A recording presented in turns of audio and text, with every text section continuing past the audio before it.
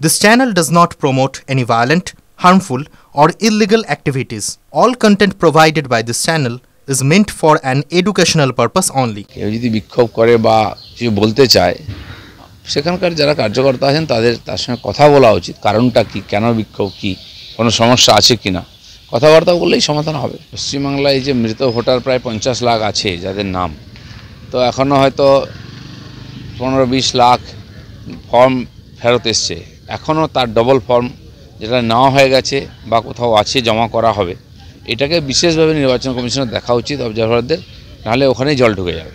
এখন কর্মীদের মনোবল বাড়ানোর জন্য অভিষেকবাবু এসব বলছেন, কি পাবে সেটা তো পাবলিক ঠিক করবে। যেভাবে এসআইআর এর পরে দেখা যাবে যে হাড়পাঁজর বেরিয়ে যাবে, ভোটার পাবে না খুঁজে, সেই জন্য ফর্জি ভোটারকে ধরে রাখার চেষ্টা হচ্ছে। যদি এত কনফিডেন্স আছে তাহলে এসআইআর বাধা দিচ্ছেন কেন, উৎপাত করছেন কেন, পার্টির লোকেদের যদি মিছিল করাচ্ছেন কেন? তার মানে ওনাদের ভয় আছে, যেটা বলছেন ব্যাপারটা উল্টো আছে। কাজ করার অভ্যেস চলে গেছে আমার মনে হয় আমাদের এখানকার লোকেদের। সারা ভারতবর্ষে এসআইআর হলে ওখানে তো এরকম বিক্ষোভ হয় না, এই ধরনের প্রবলেম আসে না। তো ছুটি আছে 1 মাসের জন্য, এই কাজ করার জন্য বলা হয়েছে।